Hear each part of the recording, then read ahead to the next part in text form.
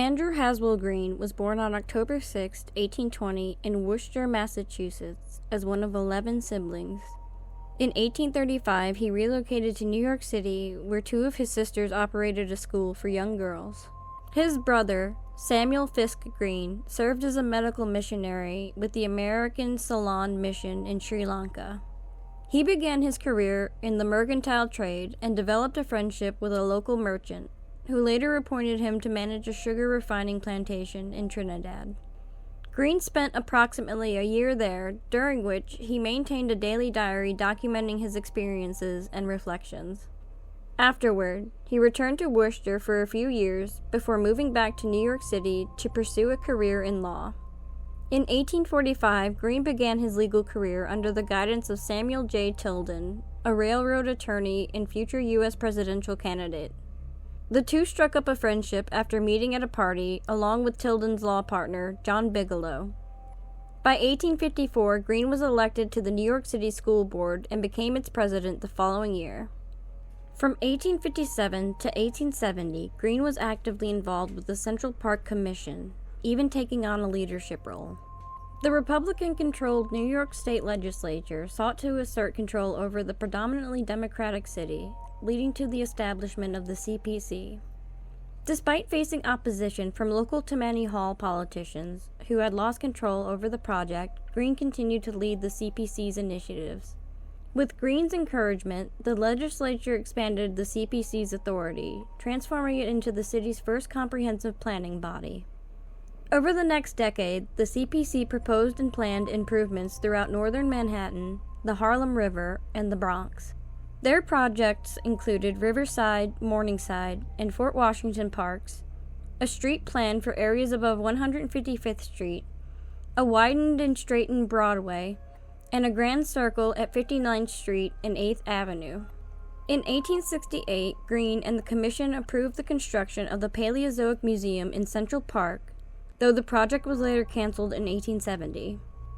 In 1869, Green secured approval for the CPC to establish the American Museum of Natural History and the Metropolitan Museum of Art, both of which were public-private institutions. By 1870, a new Home Ruler Charter, often referred to as the Tweed Charter, dissolved the state-run CPC. However, many of the CPC's unfinished plans were eventually executed by the city's Department of Public Works and Public Parks.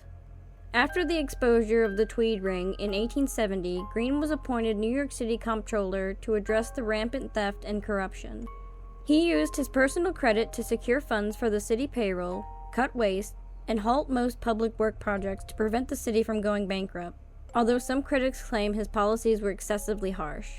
Green served as comptroller until 1876. Later, Green became president of the Niagara Falls Park Commission, which was established to create New York's first state park and protect the falls, a position he held until his death in 1903. In 1886, following the death of his legal mentor Samuel Tilden, who left a fortune to establish a public library for New York City, Green, along with two other executors, faced challenges from Tilden's relatives contesting the will. Despite having fewer funds than anticipated, Green successfully proposed merging the Tilden Trust with the Astor and Lenox libraries, which ultimately led to the construction of the New York Public Library's Central Building in 1911. Green was elected to the American Antiquarian Society in 1889. During the 1890s, as public sentiment grew among business leaders for the consolidation of the metropolitan region to protect the poorly managed port, the state legislature formed a commission to explore this idea, with Green at its helm. He proposed an ambitious consolidation plan that faced multiple rejections, primarily from Brooklyn residents who referred to it as Green's hobby. In 1894, shifting his strategy, Green succeeded in placing a non-binding consolidation referendum on the ballot. While most surrounding municipalities voted in favor of consolidation, Brooklyn's pro-consolidation majority was narrow, with a 277-vote margin. Alarmed by the close results, opponents worked to block subsequent legislative proposals from Green and others. Green's consolidation plan eventually gained the support of New York State Republican Party leader Thomas C. Platt. In 1896, the state legislature passed a law creating a commission to draft a charter for the city of Greater New York. The commission presented its proposed charter to the legislature in February of 1897, and it took effect on January 1st, 1898. This charter created a new municipal entity of unprecedented size, overseeing a metropolitan area with a population exceeding 3 million. Greene's efforts played a crucial role in establishing Greater New York, the five-borough city that we know today, earning him the title Father of Greater New York. In 1894, Greene mobilized preservation-minded New Yorkers against plans to demolish the 1812 New York City Hall building.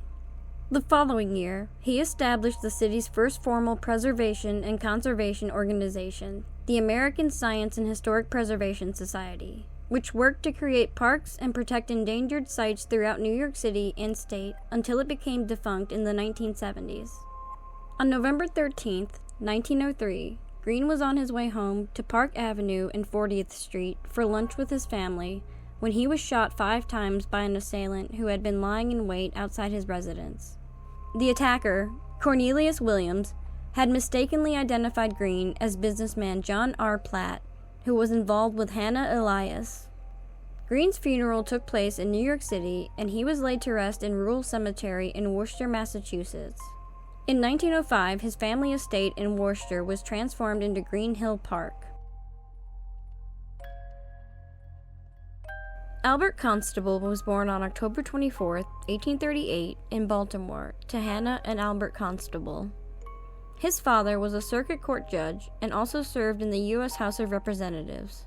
Constable received his early education in Norwich and New London, Connecticut, as well as in Newark, Delaware. He later graduated from Delaware College. Afterward, he attended Harvard Law School for a year before continuing his legal studies under the guidance of his uncle, Henry W. Archer. In 1861, Constable began practicing law in Towson, Maryland, before relocating his office to Elkton in 1863, where he spent most of his legal career. By 1892, he had also established a law office in Wilmington, Delaware.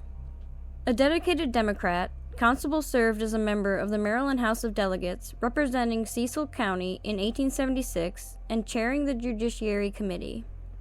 At the time of his death, he held the position of president of Maryland Democratic Association. Constable also co-managed the Cecil Democrat newspaper alongside George W. Cruikshank for a period. In 1866, Constable married Elizabeth Black Groom, the daughter of John Charles Groom and sister of James Black Groom. Together, they had 9 children: Albert, John Groom, Henry Littleton, Reginald, William Pepper, Arlene, Catherine, Mary, and Alice. On August 18, 1904, Constable was robbed and shot while traveling along Gray's Hill near Elkton. He sustained 3 gunshot wounds, 1 near his right eye and 2 in his back, and was taken to Maryland General Hospital in Baltimore, where he died on August 22 due to spinal cord and lung injuries. After his death, Governor Edwin Warfield offered a $1,000 reward, with an additional $750 posted by Cecil County and Constable's family for information leading to the identification of his killer. He was laid to rest in Elkton Presbyterian Cemetery. In September of 1904, a grand jury convened to review evidence against 2 suspects in Constable's murder. The evidence, reported by newspapers as circumstantial, led the jury to decline an indictment. However, in December of 1904, new evidence prompted a second grand jury to consider charges against the same suspects, who were defended by Henry M. McCullough. Both were found not guilty in January of 1905. That same month, Constable's engraved gold watch, marked AC, taken during the robbery, was discovered at a Philadelphia pawn shop. In February, John M. Simpers, a horse thief serving an 8-year sentence in Baltimore Penitentiary, confessed to the murder. Prosecutors in the case included Constable's son, Albert, and James Wilson Squire. On March 30, 1905, Simpers was convicted of first-degree murder and sentenced to death. He was hanged on October 20, 1905, with the scene documented in a series of photographs. Nicholas Fish was born in New York City on February 19, 1846, as the eldest of 6 children to Hamilton Fish and Julia Fish. His father held prominent roles, serving as governor of New York from 1849 to 1851, U.S. Senator from 1851 to 1857, and later as Secretary of State under President Ulysses S. Grant and Rutherford B. Hayes from 1869 to 1877. Fish's siblings included Sarah Morris Fish, Julia Keene Fish, Suzanne Leroy Fish, Hamilton Fish II, Stuyvesant Fish, and Edith Livingston Fish. Fish's maternal uncle, John Keene, was a U.S. Senator. He was also a great-grandson of Continental Congress members John Keene and Susan Livingston Keene, the latter being the daughter of New York State Treasurer Peter Van Brewer Livingston. His family was connected to Wadsworth, King, and Dewar families. On his father's side, his grandparents were Nicholas Fish, a Revolutionary War soldier, and Elizabeth Stuyvesant Fish, a descendant of Peter Stuyvesant and the daughter of Margaret Livingston Stuyvesant. Fish attended Columbia University, earning a Bachelor of Arts in 1867 and a Master's of Arts in 1871. He later graduated from Harvard Law School with a Bachelor of Laws in 1869. After graduating from law school, he began practicing law in New York City before transitioning into the diplomatic service. In 1871, he was appointed Second Secretary of Legislation in Berlin, and by 1874 he had advanced to Secretary. He held positions in Switzerland from 1877 to 1881, and then served as Minister of Belgium from 1882 to 1886. Upon returning to New York City in 1887, he joined the banking firm Harriman & Co. at 120 Broadway, where his brother Stuyvesant was present. Following his father's death, he became a member of the New York Society of the Cincinnati in 1894, and later served as its president from 1901 until his own death the following year. He was also a member of the New York Historical Society and the Union Club of the City of New York, joining both in 1873. Additionally, he served as a presidential elector during the 1896 presidential election.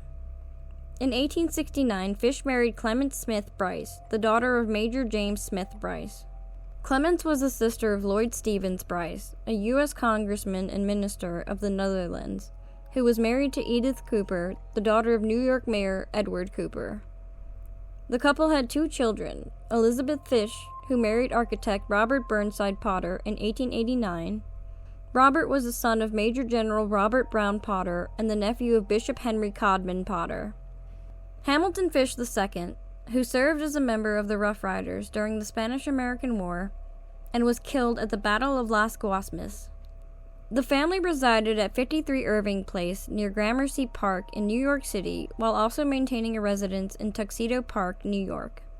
Fish was fatally attacked in New York City on September 16, 1902, after spending several hours with 2 women at the Earhart Brothers Saloon, located at 265th West 34th Street near 8th Avenue.